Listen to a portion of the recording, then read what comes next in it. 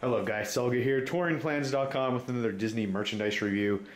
Bringing you today the 2016 attraction poster calendar. So a little background, back in 2014, Disney released a attraction poster calendar for Disneyland and Walt Disney World, two separate ones. Each calendar had attraction posters from their own unique attractions. This year they went for something a little bit different. It has attraction posters for all of the Disney theme parks, Disneyland, Walt Disney World, Tokyo Disneyland, Hong Kong Disneyland, and Disneyland Paris. Nothing from Shanghai yet. Cover, you got a little preview of all of the posters you're going to see inside. A nice little logo, and then some of the land names. On the back, you got a preview of what you'll see for each month, and then logos for each theme park or resort represented. $21.95 price tag, which I think is still a really good value, because when you're done using this as a calendar, the top and the bottom are perforated, so you can peel them off and have yourself a 12 by 18 mini poster. So what I did, and what I will show at the end of this video, is with the 2014 version, I took out all the attraction posters at the end of the year. I bought frames, 3 for I think $15 at walmart.com. Had those sent over, didn't spend a lot of money. Put the attraction posters in the frame, had some really nice art for my wall because they are high quality. I was talking to one of the Imagineers actually at D23 Expo this weekend, and they were telling me how they were striving to get the right like colors that the original posters had, and they wanted this to be as high quality as possible. And if you were to go to like Art on Demand and get each one of these posters printed, and granted it would be at a bigger size, but you know, still to get that even done, it'd be $60 minimum for each poster. So this is a nice little deal. Anyway, I'm gonna stop blabbing and get right into it. It comes in this big plastic sleeve, and kind of like glued at the bottom, but then it just slides right out. All right, first up, Grand Prix Raceway from Walt Disney World, Tomorrowland. Great design, kind of very 70s, colorful, ultra colorful, very orange. I don't know why, like when I think of things from the 70s, like promotional art from the 70s, it seems like there's a lot of like orange and reds, especially with Disney advertisements. There's that one with like the castle and Mickey Mouse, and I think Walt's in it too. That's a pretty popular one. And yeah, it's like very, very orangey. Next up, 20,000 Leagues Under the Sea from Tokyo Disneysea Sirius Island. This is one of the best rides on the planet, in my opinion. It's amazing. It's unique. There's nothing else like it. For those of you who don't know and never been on it, it's a Peter Pan kind of thing where it's a suspended ride vehicle, but you'd never know it because it feels like you're underwater, like the old classic Submarine Voyage and 20,000 Leagues Under the Sea at Walt Disney World. In the windows, so each sub fits 6 people at a time, and you're facing left, right, and forward. There's two seats per window. So in the windows, they're like domed, and then there's water in the windows with bubbles and stuff to make it look like you're actually being submerged in water. It's just one of the most impressive effects I've ever seen, and just a ton of details. You could like, I think I was there last month at Tokyo Disneyland, and I think we rode it maybe 10 times, and it's just you notice something new every single time you ride it. Amazing ride. This one I've actually never seen before. It's the Skyway from Tokyo Disneyland, and I just love it. Classic design. It fits right in with all the old People Mover and monorail classic posters from Walt Disney World and Disneyland. Just great colors. Love blue and the sky blue. And March is my birthday month, so this is going to be a great one to display. Yeah, really glad they really went in the vault to get this one. Mr. Toad's Wild Ride from Disneyland. They still have this attraction poster up in the train tunnel when you enter the park. Just great, classic. What else to say about it? You know, it's got the I guess not the finale of the ride, but one of the best, most iconic parts of the ride when you get by the train and get sent to hell. Pretty funny. Awesome poster. Rainbow Caverns. This one is from Disneyland. I don't remember the exact closing date. It was part of the Mine Train Through Nature's Wonderland. I want to say it closed in 1969, 1970, something like that. It's where Big Thunder Mountain Railroad is currently in Disneyland Frontierland. I mean, what else are you gonna say about this? This poster is amazing. Like, just look at it. Walt Disney World Railroad. Another just very colorful, classy, beautiful poster. You got the outline for the train up top. Then you see a little bit of the train station. You see the Lily Bell engine. Great font for the Walt Disney World Railroad text and Main Street text. Love it.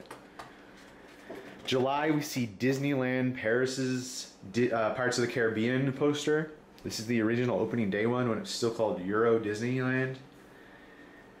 I like it. It's a nice take on the original Pirates of the Caribbean posters, and it feels older than it actually is, because, you know, this was probably designed in the late 80s or early 90s. The park opened in 92.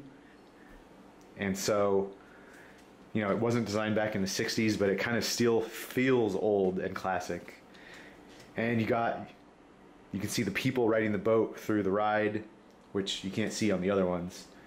And I wonder if they've changed this recently. I'm actually not sure, because I guess they're going to add Jack Sparrow and Barbossa and all that to their ride. They still haven't added them, but they're finally doing that. And I guess this pirate would be the one on the Wicked Wench when you go into the battle scene. So I guess this is an obsolete poster now. I don't know. Got Mickey Mouse musical review from Walt Disney World. Closed in, I want to say 1981, and then moved to Tokyo Disneyland. It lasted there until, I don't know, the mid-2000s, when it was replaced by PhilharMagic. So it was in Disney World, replaced by the Lion King puppet show thing, and then PhilharMagic moved in, and then Tokyo Disneyland, Mickey Mouse Review was there and was replaced by PhilharMagic. So it's kind of funny that Mickey Mouse Review, like, theater was used for the same attraction in two different parks. I really love this design, by the way. This is one of those shows, attractions that I never saw, and I wish I could have seen it, because I've seen the animatronics when Disney has had them on display at various events, and I've seen videos, and it just looks so good. Just like just seeing all the characters come to life, and there's a ton of characters in it too, from a lot of the classic Disney animated movies. Flying Saucers, Disneyland, classic attraction. Everybody wanted it back, and then they brought it back in the form of Luigi's Flying Tires, and it was a total failure. And it is now gone from Disney's California Adventure. So, you know, you gotta wonder, should the Flying Saucers have stayed dead? I don't know. But at least the attraction poster and looking back at videos and stuff is still a lot of fun, because this is a great design, and it was just like a cool thing to look at least. So, Mystic Point, I think this is the only Hong Kong Disneyland representation that this calendar has. This is that new land featuring Mystic Manor, which all of Disney fandom is going crazy about. Apparently it's one of the Disney's best rides. Still haven't got a chance to get out there. Hoping to do it at some point next year. But I really like the attraction poster. You can see Albert the monkey. A lot of merchandise for him out there. And just various scenes from the ride and the land, like the photo opportunities and the ride vehicle from Mystic Manor. The Wedway People Mover from Walt Disney World's Magic Kingdom. This is when Space Mountain hadn't opened yet, and this did. And you could ride through Space Mountain and get a peek at the construction and see what they were working on. I know I've said this a lot, but Love this design. Classic. The Jingle Cruise, I guess this would be the newest addition to the calendar, because this one is only, what, 2 or 3 years old. They took the classic Jungle Cruise poster and just kind of Christmased it up, and it's great. You can see the skipper. I guess that's not the skipper, because the skipper's right there. Anyway, you can see the dude with the candy cane instead of the gun. And then, you know, they got the little Christmas deal, like the hat and whatnot. I think this is a great poster. They sold a shirt with it. I didn't get it, though. I kind of regret it. Yeah, great poster. That's it. You got the mini 2015, 16, and 17 calendars on the back. And that's it. Great calendar. This was just a must-buy for me. If you want to pick it up, it's available at Disneyland in the Emporium. It's available at Disney California Adventure in Los Feliz 5 and Dime on Buena Vista Street. And it is also available in the Emporium at Magic Kingdom and Walt Disney World. And I'm not sure where else. If you know, if you've seen it, please leave a comment. Help others out. This is a hot seller. It's just like the 2014 version. It's selling out as soon as they put it on the shelves. I know that with D23 Expo this last weekend here in California, everybody was going over to buy it, and they couldn't even keep it on the shelves. So it may be hard to get. Back in 2014, they didn't restock it after a couple months. It didn't last long at all, which was really surprising since it was so popular. So get this as soon as you can, because who knows how long they'll actually keep restocking it. Anyway, before I go, one last thing. I'm going to show you the previous attraction poster calendars, what they look like in frames. All right, here we go. We're in my living room. You can just kind of see real quick what the attraction poster calendars looks like in frame. Pretty good. Like I said, you can go to Amazon, Walmart, Target, whatever. Order these frames for cheap. What I say, 12 by 18. They just look great on a wall. And then here were the other ones I was talking about, the larger ones that you can order from Disney Art on Demand. But like I said, they're 60 bucks, then you gotta buy a giant frame for them. So it might be a cheaper way, more affordable way to go for people. Anyway, that's it for this video. Let me get out of here. Please like, comment, thumbs up, subscribe, all that helps us out a lot. We really appreciate it. And thanks for watching.